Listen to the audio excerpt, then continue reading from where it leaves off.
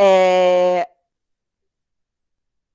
a Igreja Católica ela vai ter três tipos de ação. Ela vai ter ações de reformas propriamente, ações de reafirmações e ações de radicalizações.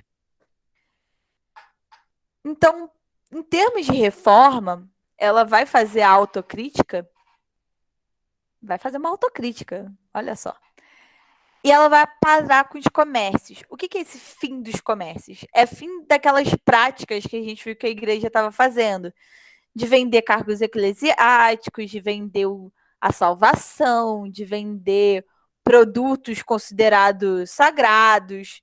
Ela vai acabar com esses comércios, não vai ter mais essa venda, as práticas de simonia, né? Ou então a venda de indulgências. Ela vai fazer seminários. Lembra que uma das críticas do Lutero era que os membros eclesiásticos não eram bem preparados, então ela vai formar, vai criar seminários para instruir bem essas pessoas e vai criar, vai reconhecer algumas ordens religiosas que têm como objetivo espalhar a fé católica. Uma dessas ordens religiosas, a gente vai ouvir falar bastante nas aulas do Edu de Brasil, que é a Companhia dos Jesuítas. E aí, pensando em Enem ou em vestibular, uma das coisas mais importantes que vocês têm que lembrar e fazer essa relação é o que a contra-reforma católica tem a ver com a expansão marítima para o Brasil? Ou então com a colonização brasileira. É aqui, ó. É, é, é isso aqui. É a companhia dos jesuítas. É vocês lembrarem que os jesuítas que vêm, o padre de Anchieta, a catequização dos índios, isso é uma consequência direta da Contra-Reforma. Vocês podem até se atentar, eu coloquei aqui, tudo isso vai ser discutido no Concílio de Trento. Para quem não sabe, o concílio nada mais é do que um encontro de altos nomes da Igreja Católica para debater o que deve ser feito com a Igreja Católica. É uma assembleia que vai durar tantos anos. Vão ser vários encontros e eles vão debater em relação a isso. Essa é a data. Isso aqui é o momento em que a gente começa a ter a colonização efetiva do Brasil. E aí a gente vai ver o padre de Anchieta vindo, a gente vai ter colonização dos índios. O que é colonização dos índios? Colonização dos índios é expandir o número de fiéis católicos no mundo. Eles perdem fiéis por causa do calvinismo, do luteranismo, do anglicanismo, mas eles vão pegar esses povos considerados por eles bárbaros ou nem bárbaros, mas sim ingênuos que não conhecem a palavra de Deus, que são quase como crianças, e vão levar a fé divina para eles. E eles estão, assim, eles aumentam a fé católica. Então, isso é uma parada que vocês têm que lembrar. Quando eu falo que está tudo relacionado, que está tudo relacionado mesmo. Tudo isso acontece porque houve renascimento. O renascimento só aconteceu porque teve renascimento comercial. E por aí vai. Então, eles vão fazer essas reformas, eles vão pegar as críticas mais pesadas, que realmente eram um problema para a Igreja Católica em termos de prática, eles vão fazer reformas, mas eles também vão fazer reafirmações. O que são essas reafirmações? Ah, Lutero falou que não tem que ter imagem, ou que não tem que se cultuar santos. Não, tem que cultuar imagens e santos, sim. Como assim? A gente não vai rezar para Virgem Maria? Não existe isso. Então, são reafirmações. O Papa é infalível. O Papa é a pessoa que mais se aproxima em poder falar plenamente as palavras de Deus. Não tem outra pessoa para isso. Não existe outro papa. O conhecimento bíblico tem que ser em latim, porque é só assim que vale. Não existe falar o conhecimento, não somente, não existe isso de autointerpretação, livre-arbítrio da Bíblia. E você pode interpretar, livre interpretação da Bíblia. Não, a Bíblia só pode ser interpretada de uma forma. E os dogmas, e aí os dogmas eu acho que acabam não fugindo tanto das outras religiões, porque os dogmas são as verdades incontestáveis no campo da fé, do tipo, Jesus é filho de Deus. Ninguém vai contestar isso. Não se abre espaço de contestação para isso. Então, essas vão ser reafirmações, nada mais do que ele falando. Porque tudo que o Lutero fala, não, isso não é necessário, não. Eles vão falar, não é necessário, sim, tem que ser feito dessa forma. E as radicalizações. As radicalizações são as ações mais extremas da igreja, que é o Index e o Santo Ofício, ou a Santa Inquisição, que a gente conhece, que queimou uma galera. O Index, ele era a lista de livros proibidos, uma lista de livros que eram vistos perante a Igreja Católica como hereges. E aí vai entrar Galileu Galilei falando do heliocentrismo, vai ter o Dante, porque ele escreveu em latim, e também porque no Divina Comédia ele fala que tem 7 chaves do inferno. Vai entrar a Bíblia. A Bíblia vai ser um dos livros mais queimados pela igreja. E aí vocês devem estar se perguntando, ué, Camila, como assim que a Bíblia foi o livro mais queimado pela igreja? Não faz sentido isso. Vocês sabem dizer por que a Bíblia foi o livro mais queimado pela Igreja Católica? Por causa do Index?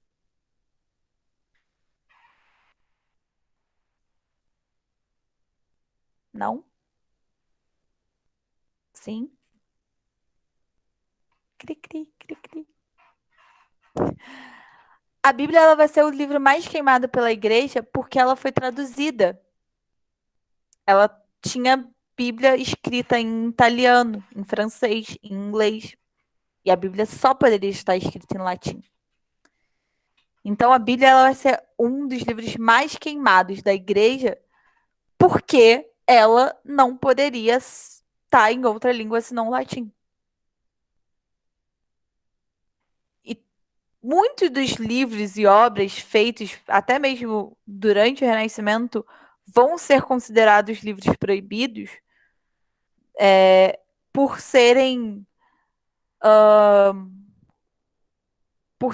por serem críticas à igreja, de certa forma. Dante, no inferno do Dante, tem acho que um papa ou um bispo que está no inferno. E por isso que foi parar no Index. E a Companhia de Santo Ofício, o Tribunal de Santo Ofício, foi mal. Ou então a chamada Santa Inquisição, que acho que é o nome mais popular que vocês vão conhecer.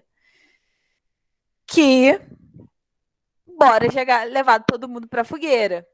E Galileu quase roda nessa, né? Assim, no caso do Tribunal do Santo Ofício, ele já existia. O que eles fazem é eles expandem o Tribunal do Santo Ofício, eles reabrem e expandem, e é isso. E aí ele vai perseguir uma galera real. E aí vai ter perseguição religiosa mesmo. Você é calvinista, você vai para a fogueira. Você é luterano, você vai para a fogueira. E aí tem que trazer um outro ponto muito importante. As outras religiões protestantes também vão perseguir as outras religiões protestantes. Na Inglaterra, os anglicanos vão perseguir os calvinistas, que lá vão ser chamados de puritanos. Na França, vai ter a perseguição aos huguenotes, que é um outro nome para, acho que huguenotes, agora eu não lembro.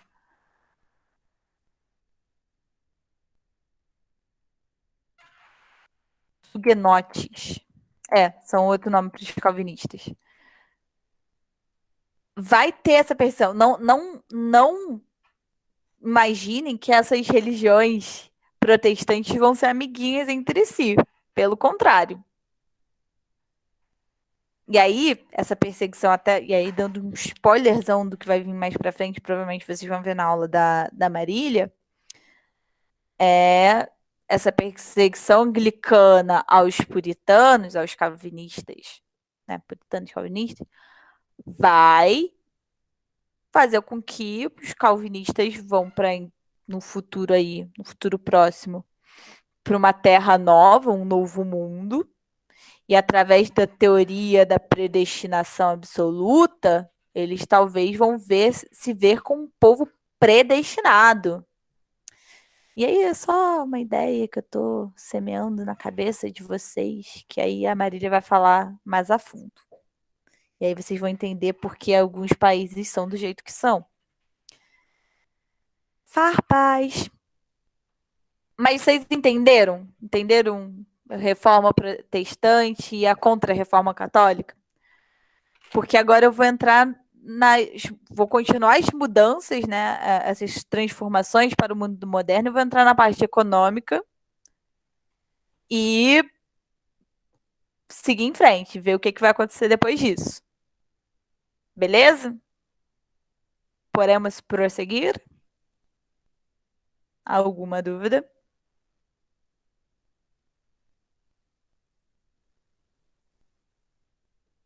Fala, Leila, pode falar.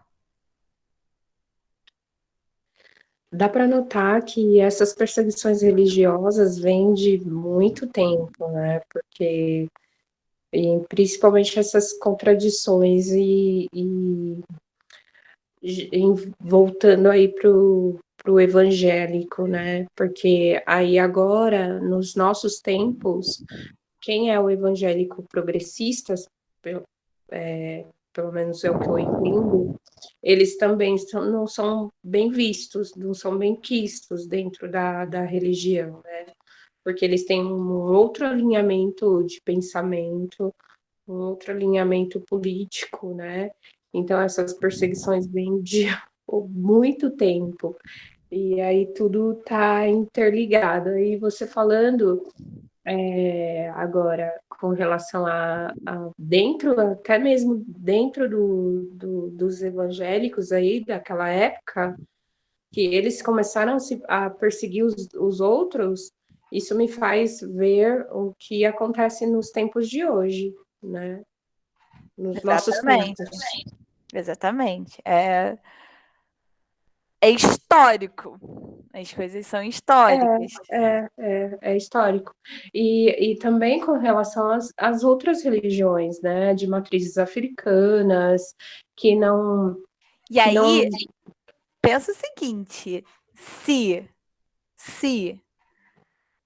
todas essas religiões, como eu falei, são cristãs, então todas elas verdade, acreditam em verdade, Cristo, acreditam que ele é filho de Deus, acreditam no Deus, verdade, o mesmo Deus. Imagina, sim. então, religiões que não falam disso. Ou então, Não falam disso, é vou dar um verdade. exemplo. Os judeus e os muçulmanos, que são religiões que não são cristãs, mas acreditam no mesmo Deus, né? Que são as religiões do livro que a gente chama. E aí entra um pouquinho até pincelado em aula de teologia. Judaísmo, Islã e cristianismo são todas essas três religiões acreditam num mesmo Deus. O Deus não é diferente, o Deus é o mesmo. O que muda é os judeus vão acreditar que a salvação só vai vir com o terceiro templo de Salomão e que Jesus não era filho de Deus, e sim era um profeta. E os muçulmanos, eles vão também entender que Jesus era um dos profetas que existiram. Eles não vão negar nada do que existiu antes de Jesus, mas eles vão entender que Mohammed Maomé, foi o último dos profetas. E logo, por ele ter sido o último dos profetas, ele trouxe basicamente as últimas, a verdadeiras revelações de Deus, né? As últimas revelações de Deus, no sentido de que tudo que vai valer agora, assim como existiu o Velho Testamento e o Novo Testamento, tudo que vai realmente valer agora é as revelações que são feitas a Maomé, a Mohammed.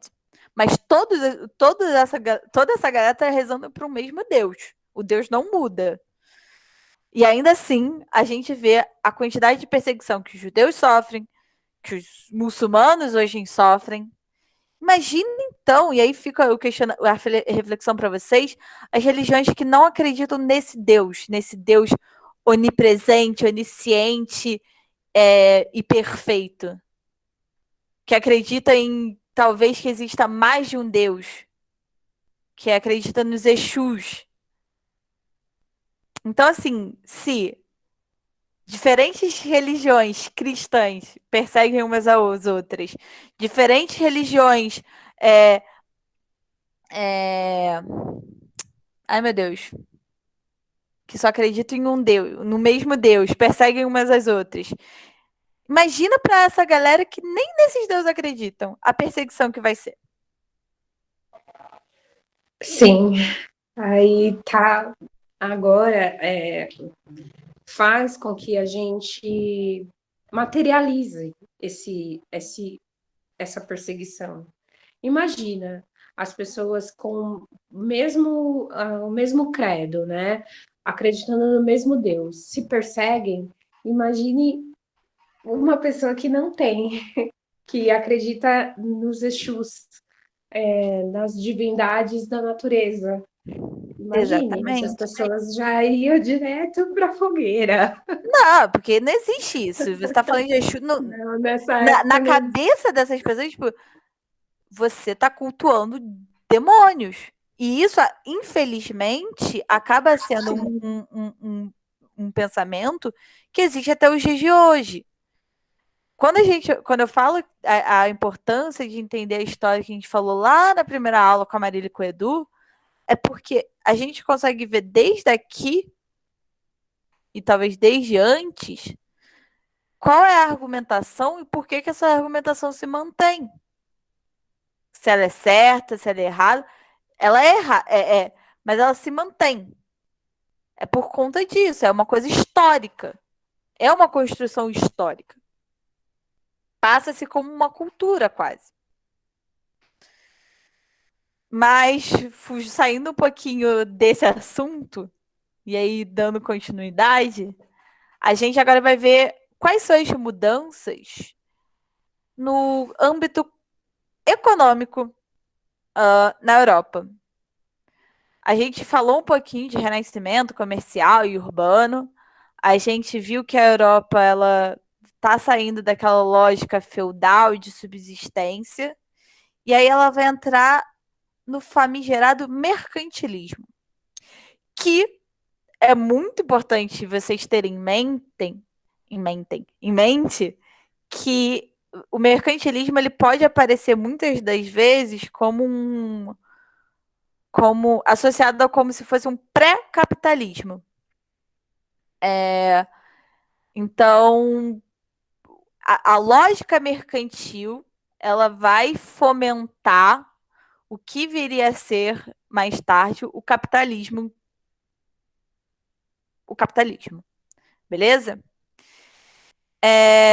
Então a gente viu que está tendo um absolutismo, as terras na Europa estão se unificando, estão surgindo os reinos, está havendo uma unificação e centralismo político. A gente está vendo que está tendo uma nova lógica um pouco mais individualista, e agora a gente tem até um respaldo, talvez, de uma religião que fale que tudo bem trabalhar e lucrar. Não, não se enganem que, apesar disso ser uma coisa calvinista, que talvez essa lógica não se repasse para outras religiões. Não se enganem. E aí, a gente tem um comércio borbulhando na Europa. O comércio ele começa a ser muito forte. As atividades de manufatura e de comércio começam a crescer. E aí vai vir. E aí eu optei por falar primeiro de mercantilismo e depois de expansão marítima, mas entendo que isso é uma coisa que está acontecendo ao mesmo tempo. Eu vou dar a primeira teoria, a parte teórica de mercantilismo, e depois a gente vai falar um pouquinho mais de prática. O mercantilismo, eles vão ser, e aí está aqui a definição, um conjunto de práticas econômicas dos Estados nacionais europeus que vão ter participação direta da intervenção estatal. E quem é o Estado nessa época? O rei. Aquele rei absoluto. E eles vão sempre primar pela balança de comércio favorável. O que é a balança de comércio favorável? Isso, até hoje, a gente fala-se muito disso, de déficit, superávit. A balança de comércio favorável nada mais é do que arrecadar mais dinheiro do que você gasta. Então, só que eles vão levar isso ao máximo. O máximo de riqueza, no caso não é nem dinheiro aqui, o máximo de riquezas que eu puder acumular sem e gastando o menos possível dessas riquezas é o que eu tenho que buscar. O máximo, assim. E aí é o máximo mesmo. Uma das E aí, quais vão ser as práticas do mercantilismo? A que mais marca e até mesmo diferencia o mercantilismo do capitalismo é o metalismo. O que é metalismo? Metal é a acumulação de metais preciosos, ouro, prata, principalmente. Aqui a gente vai ver agora pouco, a gente vai ver logo em seguida sobre. A gente vai passar um pouquinho das 8, porque o Lucas deixou, acho que a professora de geografia não vai poder dar aula plenamente, então ele falou que eu posso estender a minha aula. Então não se preocupem. Eu sei que está chegando perto das 8, mas a gente vai passar da aula das 8. Rapidinho. Você pode pegar água? Obrigada. Quando o Bola entrar, explica isso aí para ele. Tá. Ok. Então, assim, eles vão arrecadar, vão buscar acumular ouro e prata, vão praticar o colonialismo, e aí isso vai ter relação direta com a expansão marítima e a colonização da Europa. Vocês sabem, o Edu já começou a falar um pouco de Brasil, né? Então já tem ciência que vai vir essa galera lá da Europa para cá.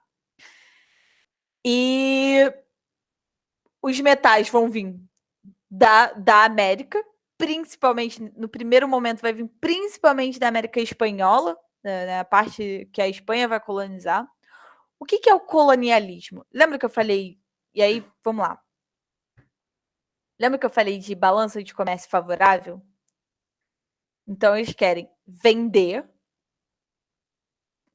exportar, principalmente, e importar o menos possível. Se agora todos os países da Europa querem fazer isso, com que eles vão comercializar? Porque eu quero vender o máximo possível. A França não vai querer Eu sou Portugal, né? A França não vai querer comprar o máximo possível por mim, porque ela também está querendo vender o máximo possível. A prática de colonialismo, ela vai ser basicamente isso. Você vai ter uma região onde você vai poder vender, retirar as coisas pelo menor preço possível, conseguir as coisas pelo menor preço possível e conseguir vender as coisas pelo máximo de preço possível. A lógica colonial, ela está intrínseca porque você não. A ideia de que você não está mais comercializando com outro país. Você tem um público, você tem um público-alvo para essa sua ideia de prática de balanço comercial favorável. Olá, Renan. Só avisando, o Lucas pediu para avisar que eu vou passar um pouquinho das aulas do horário, porque a professora de geografia acho que não vai poder vir. Então, eu vou continuar a aula até depois das 8, tá? Não devo ir até as 9, mas devo estender mais um pouquinho, tá bom? E ele saiu da reunião. Tá bom. Expliquei. Voltando. Dentro dessa ideia de balança comercial, todas as práticas vão voltar para a ideia de balanço comercial favorável. Controle do capital, protecionismo. Escrevi certo? Escrevi certo. Acho que escrevi certo. O que é protecionismo? Isso é uma prática que é até bem praticada até os dias de hoje. Eu protejo os meus produtos. Então, já que eu não quero gastar dinheiro, já que eu quero gastar o mínimo de dinheiro possível importando, eu deixo os meus produtos mais acessíveis do que os produtos de fora. Então, eu vou fazer várias taxas alfandegárias para os produtos de fora serem mais caros e não poder a população não ficar tentada a comprar esses produtos. É muito mais interessante comprar um produto local. Assim você consegue manter o controle do capital dentro do seu país. E a indústria naval. A indústria naval parece até meio que mal colocada, mas é porque o mercantilismo está diretamente ligado ao comércio naval, o comércio marinho. A gente vai ver agora expansão marítima e colonialismo só existe com a indústria naval. Quem tem o controle dos mares vai ser o grande país, a grande potência da Europa. A indústria naval vai ser extremamente incentivada nesse momento. Você poder comercializar com os países não faz mais sentido ser tanto por terra, que demora, então demora muito para você chegar até um outro lugar muito longe. Lembra aquele mapinha que eu falei do renascimento comercial? Agora a gente precisa ir para lugares maiores. E aí, ainda dentro de mercantilismo, vão ter duas práticas particularidades de cada país, que é na França e na Holanda, que a França ela vai fazer o colbertismo, que ela vai incentivar a produção de artigos de luxo. E aí, quando a gente pensa na França como capital da moda e que tem perfumes, tem até uma origem aqui. Ela vai fazer um grande incentivo em produzir artigos de luxo mesmo, e aí pensa no absolutismo, de novo, na nobreza francesa, e a gente vai lembrar de Maria Antonieta e aqueles laçarotes e babadinhos. Isso vai ser característica francesa. E a Holanda, ela vai ter o circulacionismo.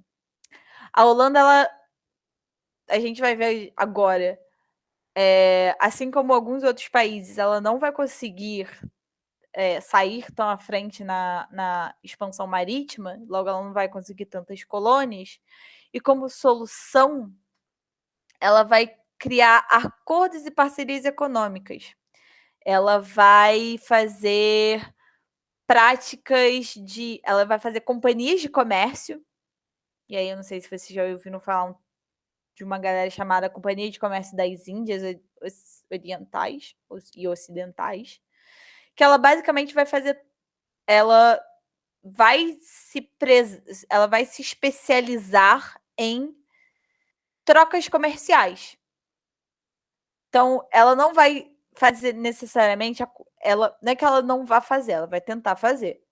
Mas o carro-chefe dela de acumulação de riquezas vai ser através de entrepostos comerciais. Ela vai ter uma parceria com os Estados Unidos ou com outras regiões do mundo. Estados Unidos, assim, colônias da América do Norte. Estados Unidos é um termo muito forte. Mas com colônias na América, com entrepostos na África, com a Europa, e ela vai fazer essa navegação. Ela vai se especializar em comércio, principalmente comércio de plantation, de açúcar, triângulo comercial, que a gente vai ver isso depois. A Holanda ela vai se especializar nisso. E parece que eu estou falando muito no futuro, mas eu falei teoria, e agora a gente vai ver o mercantilismo na prática. E vamos falar da expansão marítima. Deixa eu beber uma aguinha. Vocês querem 5 minutinhos para respirar e a gente entra em expansão marítima ou não? Tá de boa?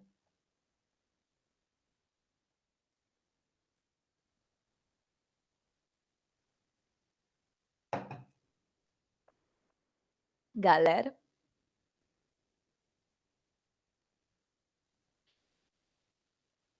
Cri, cri, cri, cri. Então eu vou continuar.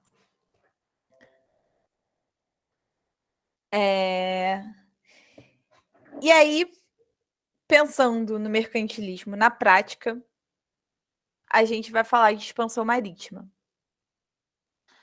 Expansão marítima, ela vai começar como motivação. O que é expansão marítima? Lembra que antes... Ai, eu esqueci o mapa. Lembra que desde o Renascimento comercial e urbano, a Europa ela comercializava muito com as Índias. E aí, quando eu falo Índias, eu não estou falando ao que hoje a gente entende como país Índia. Índia, para essa galera, é tudo que... várias regiões da Ásia. E aí entra Oriente Médio, entra próprias Índias, entra, sei lá, Pérsia. Tudo isso vai ser considerado pelos europeus como Índias. E os artigos lá, tipo as tapeçarias persas, tapetes persas, as temperas, as especiarias, eles estão fazendo isso, ó, desde o século XI. E eles faziam esse comércio pelo Mar Mediterrâneo. Então, não sei se... Deixa eu pegar uma... Tem mapinha? Vou pegar aqui o mapinha do próximo slide. A gente aproxima.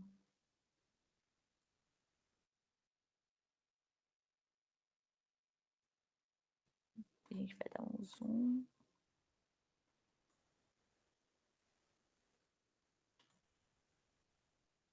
Tá, beleza. Como que eu chego pro lado? Beleza. Aqui, ó. Antes, o comércio se dava por aqui. Então, todos os países da Europa fazem esse caminho para as Índias. Pega aqui e fazem. Só que o que vai acontecer? Qual vai ser o grande problema nisso? Eita.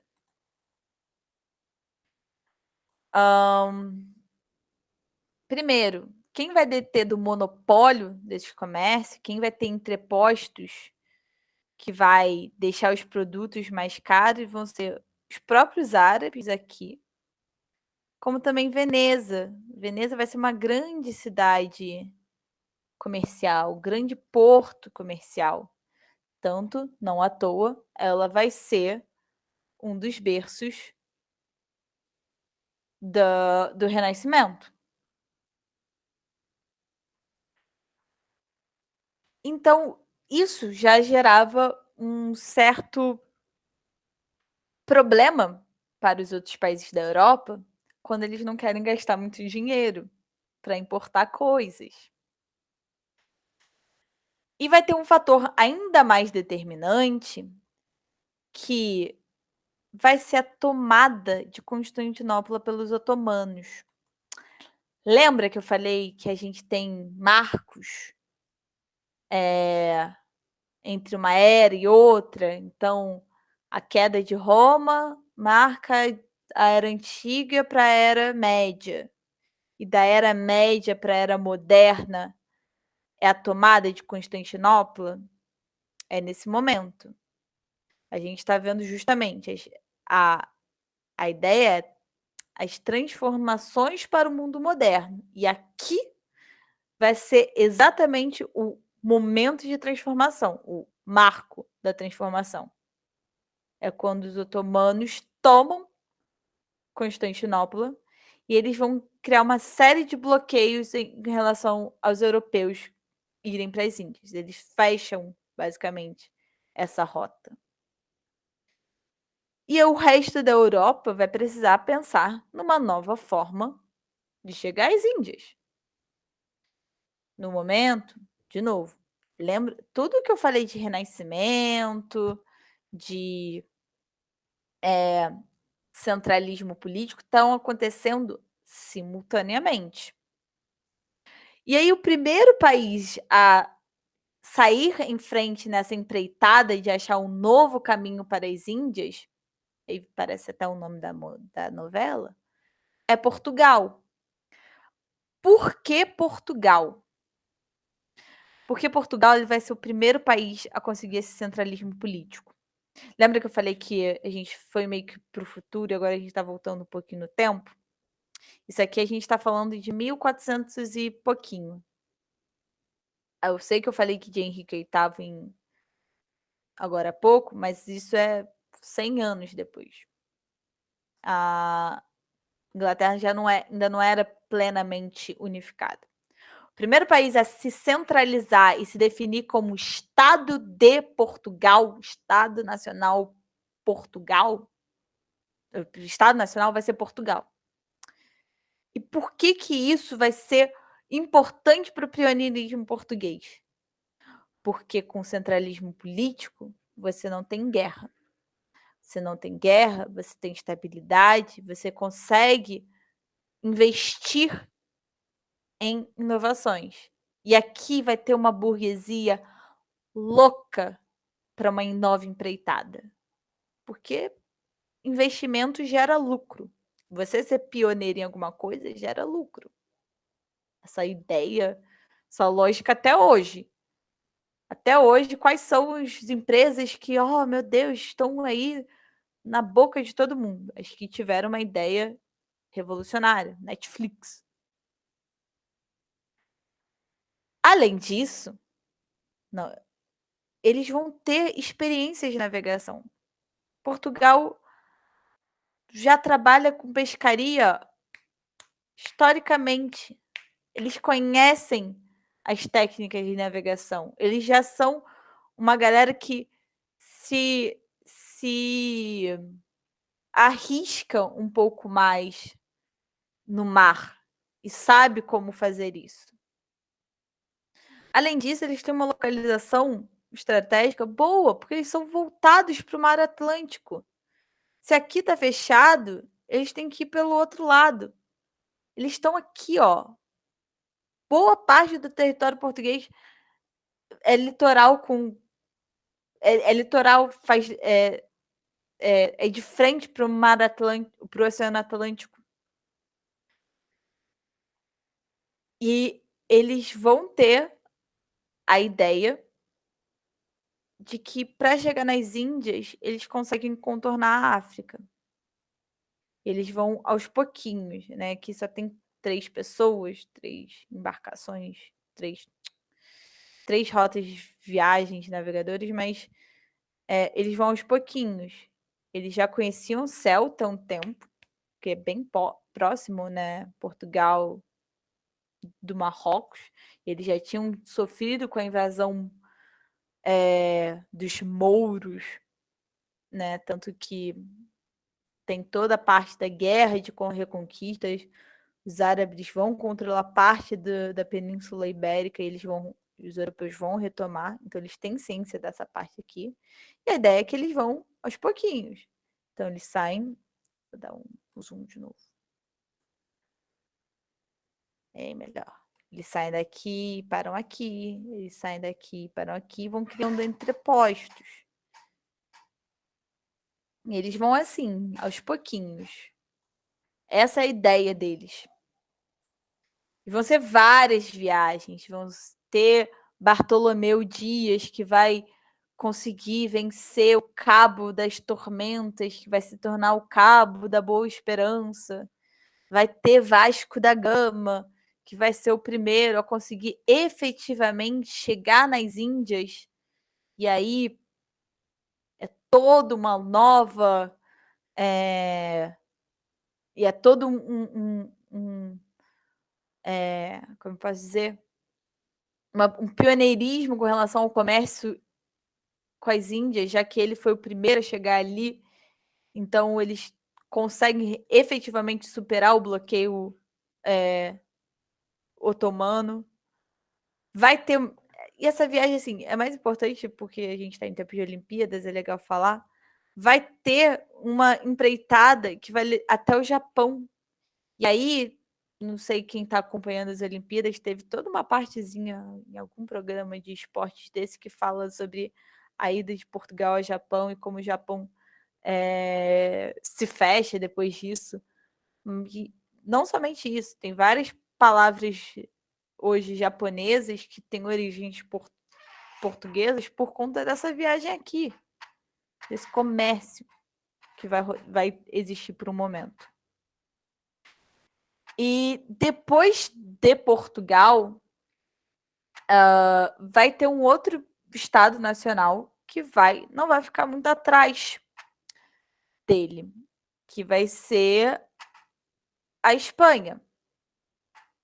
A Espanha ela vai ser o segundo Estado nacional a conseguir se criar, se firmar, com os reis católicos. Lembra que eu falei agora há pouco com relação ao anglicanismo? Eles vão ter a Guerra de Reconquista, que é justamente a retomada de parte da Península Ibérica e a expulsão dos mouros desse território. Então, vão ter o reino de Aragão e Castelo, o reino de Leão, esses reinos vão se unindo para vencer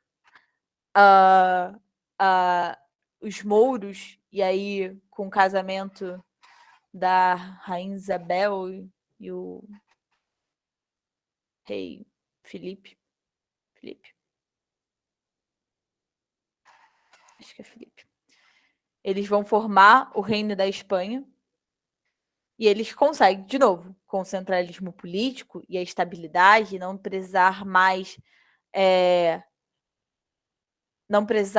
se preocupar com uma guerra com os mouros, eles conseguem investir. E aí vai ter um cara pioneiro, e aí a gente tá falando de renascimento também, que ele vai falar, bom, tem uma galera aí que já fala da Terra ser redonda, né? Galileu Galilei já tinha cantado essa pedra, Copérnico também tinha cantado essa pedra, e vai ter um cara que fala assim, não, eu sei uma melhor forma de chegar nas Índias. Se eu for para frente, uma hora eu chego do outro lado. E aí vai existir uma figura que a gente conhece bem, que é o Cristóvão, nosso querido Cristóvão Colombo. Ele, na verdade, é de Gênova, na Itália. mas ele vai até a rainha Isabel, na Espanha, e faz essa proposta audaciosa para ela. E ela investe. E Cristóvão Colombo ele vai fazer a sua incursão para chegar do outro lado. O que ele não esperava é que ia ter uma terra gigantesca do outro lado. E quando eu digo que ele não esperava mesmo. Porque ele vai chegar aqui e ele vai ter certeza que ele chegou nas Índias. Por que o primeiro termo que a gente dá aos nativos americanos é índio? Que hoje em dia a gente já sabe que não é certo, o certo é indígena. Mas por que índio? Por causa das Índias. E ele vai, o Cristóvão Colombo, não se enganem, ele vai morrer tendo certeza que ele chegou nas Índias. Essa viagem que ele faz, ele volta, ele avisa, ele tem certeza que ele chegou nas Índias. Mas a galera, vai existir uma outra galera e fala, cara, mas a descrição que você tá fazendo tá estranha. E aí vai ter um outro cara que ele vai vir aqui e ele vai entender que essa terra não é a Índia. Essa terra é uma outra terra. Que vai ser o Américo Vespúcio. E daí, por isso que o continente é América e não Colômbia. Américo Vespúcio, se Cristóvão Colombo foi quem encontrou o Novo Mundo, Américo Vespúcio vai ser quem vai reconhecer esse novo mundo como um novo mundo. E aí, meus amigos, vai vir uma competição. Porque aí é uma mina, é o poste de ouro no final do arco-íris que os europeus vão encontrar. É uma terra que se assemelha ao paraíso, logo depois que eles superaram todo o medo marítimo, que muitas das vezes estava atrelado ao irreal e ao irreal, eles encontram uma terra com povos muito diferentes, é quase extraterrestres para essa galera, e que tem riquezas infinitas. E nesse momento em que Espanha e Portugal são os grandes, as grandes potências, eles vão dividir o mundo. Eles vão dividir o mundo. E aí eu esqueci de colocar esse mapinha para vocês. Eu vou tentar colocar agora.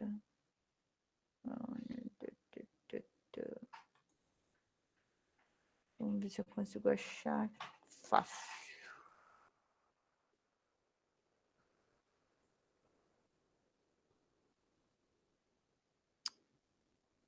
Não sei se eu vou achar aqui. Não é o melhor mapa, mas vai servir. Porque eles vão ter 2 acordos, né? Eles vão fazer 2 acordos de divisão do mundo. O primeiro, que não tá aqui, mas eu vou tentar fazer um tracejado para vocês, vai ser mais ou menos.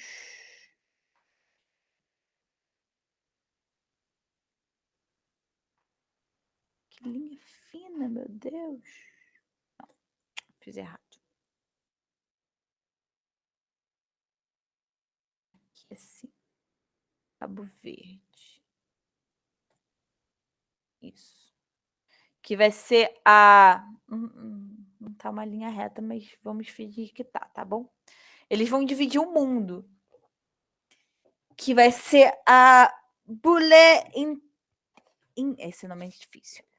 Bulle Intercoetera, que é uma primeira divisão do mundo entre Espanha e Portugal, que fala tudo que está ao leste pertence a Portugal, tudo que tiver a oeste pertence à Espanha. Isso foi assinado antes do entendimento dessa América, dessa terra como um continente. Por isso que em 1494 eles vão refazer esse acordo, Portugal vai pleitear uma redivisão do mundo com o Tratado de Tordesilhas. Ah, mas os portugueses foram burros, porque eles só pegaram esse pedacinho que não sei o quê. De novo, é a divisão do mundo. Se você pensa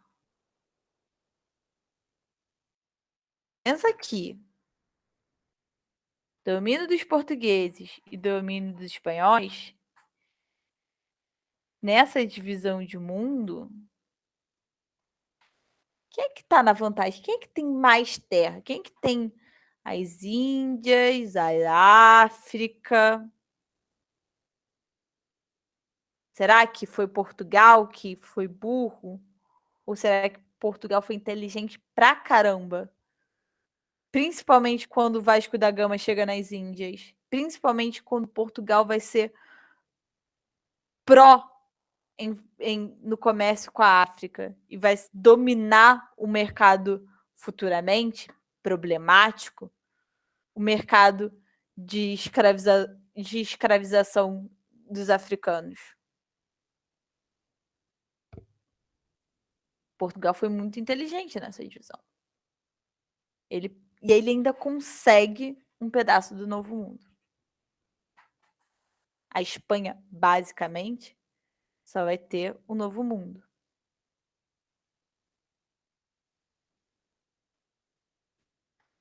E aí, só voltando aqui, falando de outras viagens que são legais de falar. Se Cristóvão Colombo ele tem ideia de fazer a circunnavegação, que é dar a volta ao mundo para chegar do outro lado, e ele acha que chegou nas Índias e não chega, e Américo Vespúcio vai vir para essa terra e vai entender que isso é uma nova terra, Fernão de Magalhães ele vai falar, não, eu acho que dá para fazer a circunnavegação. Beleza, tem uma terra ali, realmente, mas ainda acho que dá para chegar do outro lado. E aí, Fernão de Magalhães ele vai efetivamente fazer a circunnavegação. Ele vai dar a volta ao mundo. Só não vai ser em 80 dias, mas vai dar a volta ao mundo. Beleza? E aqui, qual o ponto disso tudo? Essa divisão, essas linhas, esse novo mundo. Aqui vai ser o momento em que todas aquelas práticas de mercantis vão começar e crescer e se estabelecer plenamente. Vai ser a colonização dessas terras novas, vai ser a ideia de retirar as riquezas, que eles vão achar ouro e prata aqui, principalmente a Espanha, e vai enriquecer bastante. E os países que vão se formar tardiamente, como França, Inglaterra e Holanda, eles vão ter que correr atrás do prejuízo temporal, de encontrar a sua forma de participar disso. A Holanda, como eu comentei, ela vai participar das trocas comerciais, né, com as companhias de comércio das Índias. A França vai se especializar em artigos de luxo e tentar vender para a Europa, ou até mesmo fazer invasões, como a gente vai ver na aula de Brasil, vocês devem ver a invasão francesa no Rio de Janeiro, na Bahia. A Holanda também vai invadir a Bahia. Bahia não, vai invadir Pernambuco, vai invadir o Nordeste. A Inglaterra, ela vai para uma parte da América em que a Espanha não se preocupou muito em ir. E aqui, o mundo, que antes era isso aqui, ou no máximo isso aqui, ele fica gigante. A expansão marítima ela é tida como o primeiro momento de globalização. Porque agora eles têm basicamente ciência de todo mundo, a dimensão do mundo inteiro. Beleza? Vocês entenderam direitinho? Ficou alguma dúvida?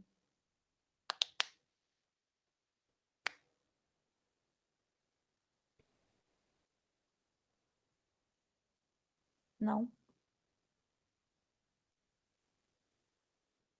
Silêncio. Vocês estão aí ainda? Vocês me abandonaram?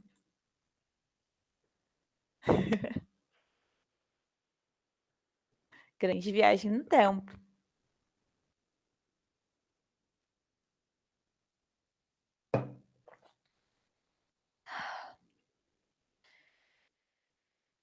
Um outro ponto legal de comentar é nesse momento que surge uma galera, vai surgir uma galera muito legal que são os piratas. Não necessariamente exatamente nesse momento, mas conforme os comércios vão continuar. E aí vai ter uma prática que é importante lembrar, que vão ser os corsários, principalmente os corsários ingleses, que vão ser basicamente piratas que vão ser legalizados a praticar pirataria. São piratas legais. Porque eles têm o aval da rainha, na época já vai ser Elizabeth, de roubar em nome da Inglaterra.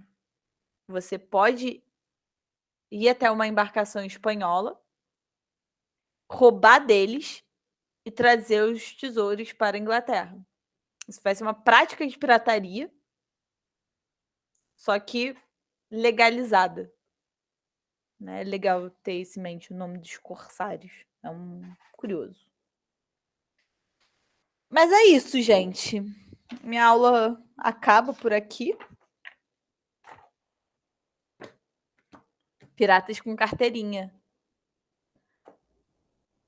Se ficou alguma dúvida, a hora é essa. Se não, acho que podem dar um tempinho, porque vai começar às 9, a aula das 9. E é isso. Qualquer dúvida, mandem lá no grupo. Eu vou depois mandar o link dessa aula também, o PDF, para vocês. E é isso. Show? Beleza?